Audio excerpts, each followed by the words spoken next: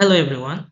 This is an introduction class to learning Turkish language, and in this class we will get to know how to learn Turkish and about the language itself, about the characteristic of the language, and how this class will be conducted. So about this class, this is a guide to help us non-Turkish speakers to master the Turkish language, especially the grammar, because I do believe that once we learn about the grammar and master the grammar, we can understand the language better, we can speak the language better in a proper way, not broken Turkish, because in Turkish it is very different from English, and we need to know about the differences first before getting to learn it, because we cannot enter a water which we don't know about the characteristic of the water itself, as my friend said. And in this introduction, we will learn a little bit about the Turkish word order, the verbs, the vowel and consonant harmony, and this class will be explained in a perspective of an English speaker, from the spectacles of an English speaker. And this class is for everyone, which various goals, like academic goals, for those who wants to study in Turkey, in Turkish language especially, and for professionals who wants to conduct works, business, or diplomacy in Turkey, and for personal interest, for culture and the travel, or maybe for romance. It's for everyone. All right, now the common challenges in learning Turkish. The first one is the difference in the word order. In English, we say, I am eating pizza, for example. So we use the subject first as I, and then the verb, I am eating, and lastly, the object, pizza. But in Turkish, we will put the object first before the verbs. So it is like ben pizza yiyorum. Ben means I eating. So it is different. So we have to change our way of thinking. We need to know what the object first, then the verbs. But there is something that we need to know first. The subject at the beginning, ben, in Turkish, it can be omitted, it can be removed, since it is already included in the verb yiyorum. So I am eating pizza. In Turkish, it is pizza yiyorum. That's the first common challenges in learning Turkish, the word orders. And then the verb system, the conjugation of the verb with the tenses and also the subject, because it is embedded in the verb system. And number three, it is the suffix that is changing according to the harmony, the vocal and the consonant harmony of the sounds. And we will learn about this first. Actually, it is the chapter one, to learn about the vowel and consonant harmony. And then the fourth common challenges in learning Turkish is the limited sources to learn Turkish in English language. There are very few teachers who can speak English very well, who are opening classes. And actually, you can find some on the YouTube's, people teaching Turkish grammar in English, but still there are much more Turkish teachers teaching in Turkish language. Even if you go to Tomer, or it is Turkish language learning centers, they will teach you Turkish in Turkish language. I mean. So, as we know, there are a lot of languages in this world, and to get to know Turkish, first we have to know which family it belongs to. So, like in English, German, and some other languages, it is called Germanic language family. And for us here in Indonesia, Indonesian language, Malay language, and also Filipino language, it is called Austronesian, if I'm not wrong. But for the Turkish language, the Kazakhstan language, Uyghur language, even Yakut in Russia, and Tatar language in Russia, it is grouped as Turkic language. So there are 35 Turkic languages spanning from Balkans until China. And there is this hypothesis, this theory from someone in the 19th century, if I'm not mistaken, and it is called the Altai hypothesis, which says that the Turkic language family, the Mongolic, and the Tungusic language, it comes from the same ancestor who lived in the Altai mountains, and later they spread across the land and develop their own languages. But this is just a hypothesis that is proposed, and it is not widely accepted. But we can still find you know, some similarity in those languages. And in this class, we will focus on the modern standard Turkish that is being spoken in the Republic of Turkey.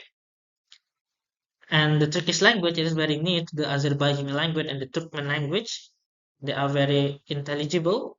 It's like Spanish and Portuguese language. So once you master Turkish language and you go to Azerbaijan or to Turkmenistan, you will understand them. One of the main characteristics of Turkish language is the language being an agglutinative language. Agglutinative language means that the language, it is like a Lego parts that we can put together to form a new words with a new meaning. Here, for example, we have the root word of to choose, which is seç in Turkish.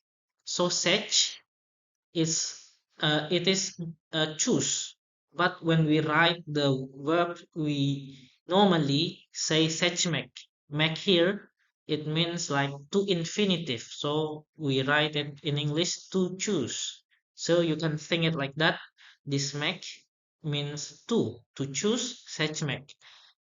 Only seç means choose. Okay, so the root is seç. When you add enek, seçenek, it means option. Seçmen means the one who choose, or in mainstream media, it is used for voter. Seçim is actually options like seçenek, seçim, but in mainstream media, again, the meaning that is being used by people right now, it is election. Seçim means election. Seçenek option. Seçmen voter. Seçmek to choose. Seçilmek to be chosen. Seçtirmek to have somebody choose something. So these are the examples of an agglutinative language. You have the root seç, and then you put some suffixes, some other things, and you can generate new vocabularies, new words that you can use. So it is like Lego, and it is very predictable and modular.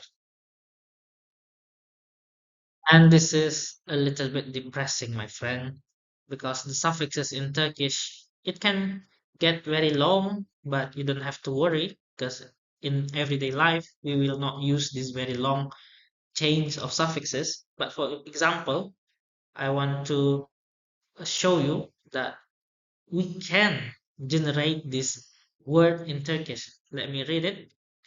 Çekoslovakyalılaştırmadıklarımızdanmışsınız. Czechoslovakialaştırmadıklarımızdanmışsınız.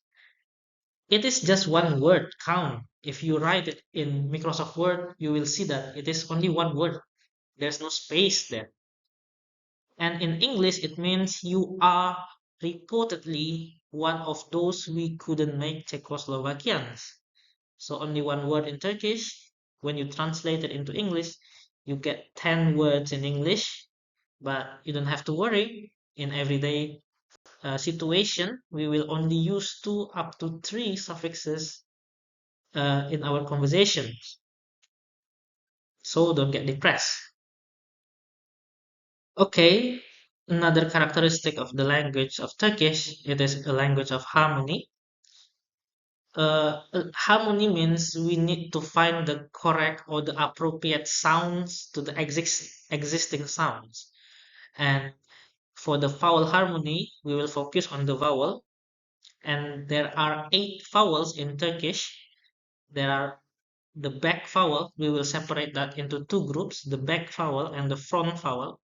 The back vowel, it is A, E, O, and U. And the front vowel, it is E, I, E, and U. In this example, we will use the plural form of lar, and it has 2 variants, lar and ler. As you can see, the variants lar, it is, we have the vowel A, which is a back vowel. So all of the words that ends in the which has these last vowels of back vowels a, o, u, we will use lar to make the plural form. But if it ends, I mean, if the last vowel is a front vowel, we will use ler. For example, araba, which is car, araba ends in a vowel of back vowel, right? Araba.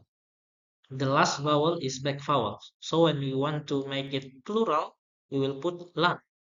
Arabalar means cars.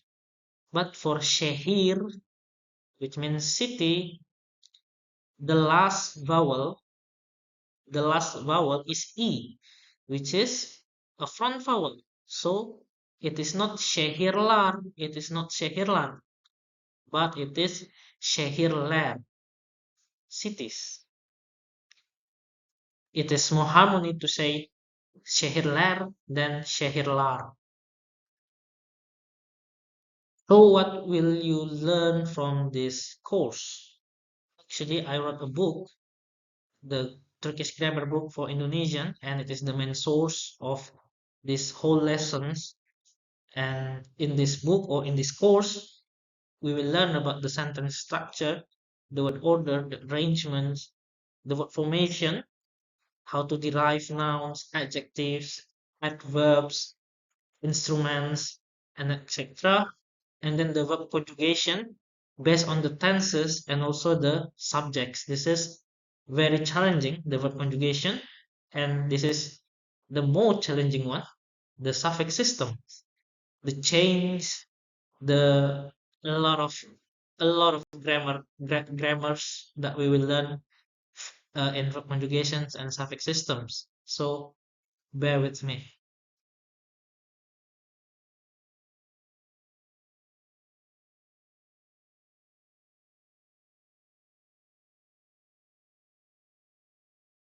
So in this course and also in the book, if a suffix is written in the capital form, it means it has other variations than the representing letter itself. For example, K, it can be K, G or Yumusha G. D can be T or D. A can be A or A. E can be I, U, U. J can be J or Che. We will learn about this later because this is just an introduction. We will see it in detail in the coming lessons. So that's all for the introduction. We will meet again in chapter 1, and I would like to say Hadi başlayalım. Let's begin on the chapter 1, the Turkish alphabet from ATC Turkish class.